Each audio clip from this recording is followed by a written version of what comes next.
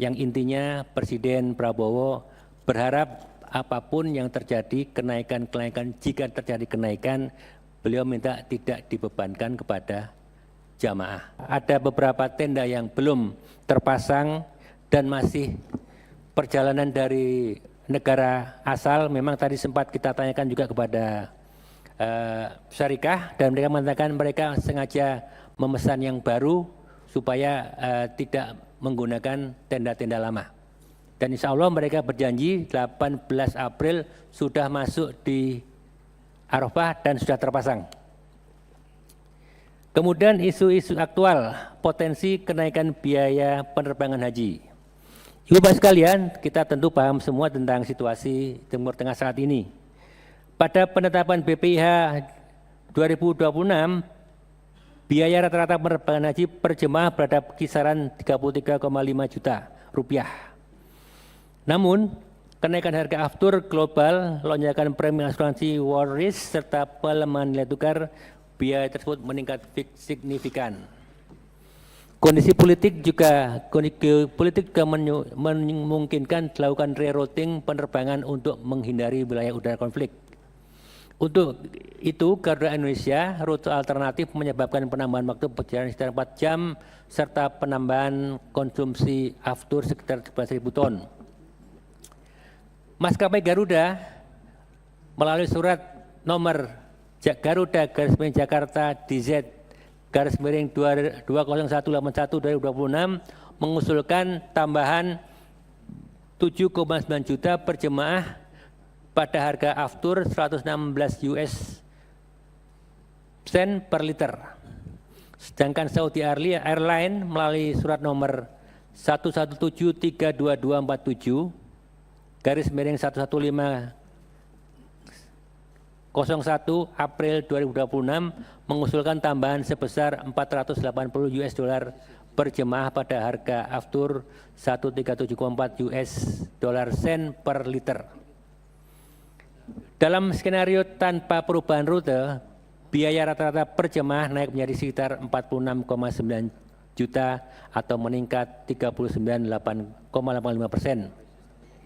Sementara pada skenario perubahan rute, biaya meningkat lebih tinggi menjadi sekitar 50,8 juta atau naik hingga 51,48%. Kondisi ini menegaskan bahwa penyelenggaraan haji tahun ini berada dalam tekanan faktor global yang semakin kompleks sehingga diperlukan penguatan efisiensi, koordinasi, dan mitigasi untuk menjaga keberlanjutan pembiayaan haji.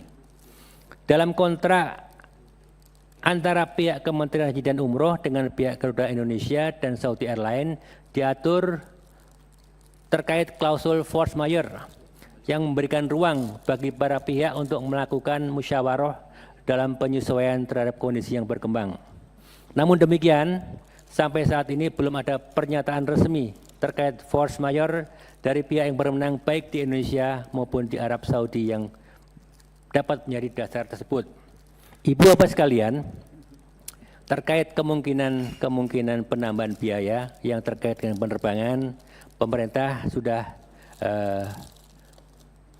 mulai membicarakan ini, membahas ini dalam rakornas terbatas beberapa yang lalu, yang intinya Presiden Prabowo berharap apapun yang terjadi, kenaikan, jika terjadi kenaikan, beliau minta tidak dibebankan kepada jamaah haji kita.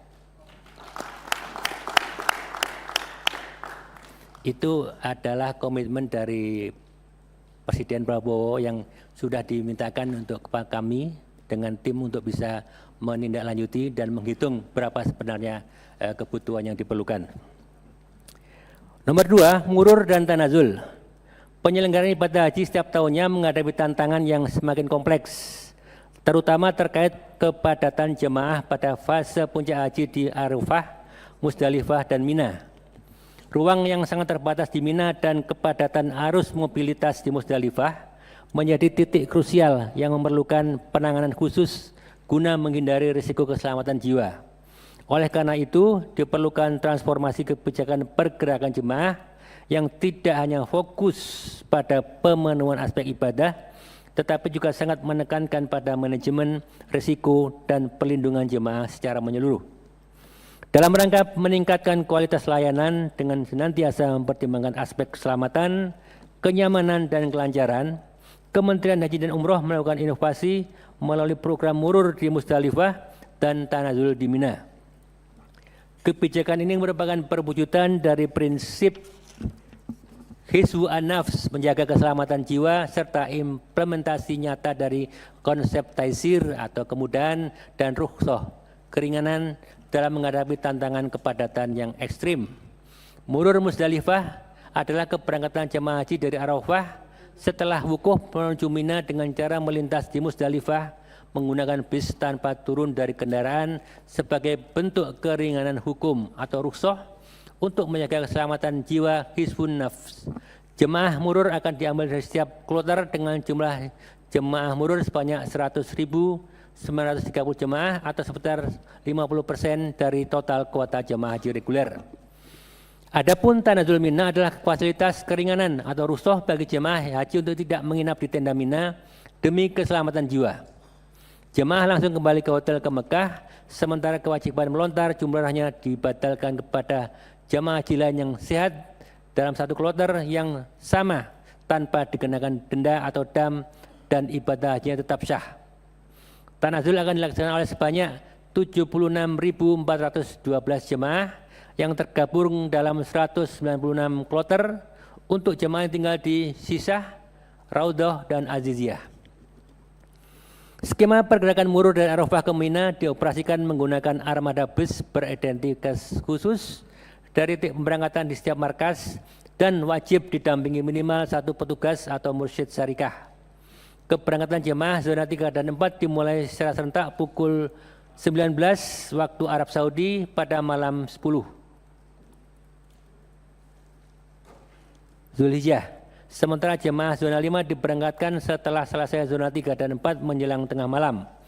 Proses ini menerapkan sistem pemberangkatan bergantian, selang-seling antara bis murur dan bis non-murur secara berkelanjutan untuk memastikan manajemen antrian dan kelancaran lalu lintas di jalur Taradudi tetap terkendali. Dalam pelaksanaannya, Satgas Musdalifah akan bersiaga di pintu masuk dan keluar untuk memastikan bis murur tidak memasuki area drop-off reguler maupun menurunkan jemaah di Musdalifah hingga armada tersebut tiba di tujuan dan disambut oleh Satgas Mina bersama petugas syarikah yang bertugas menurunkan serta mengarahkan jemaah langsung ke tenda yang telah ditentukan. Skema pergerakan jemaah Tanazul dan Mina dari Mina adalah setelah tiba di tenda Mina, jemaah beristirahat di tenda markas masing-masing hingga jadwal kepulangan ke hotel di Mekah pada 10 Zulhijjah malam yang dikoordinasikan oleh petugas menggunakan armada bus syarikah bagi jemaah lansia, risti, dan disabilitas. Pelaksanaan lontar Jumroh Aqobah pada 10 Zulhijjah siang guna mencapai tahallul awal dilakukan oleh jemaah yang sehat dan mampu yang sekaligus bertindak sebagai pembatal bagi kloternya. Pasca jumlah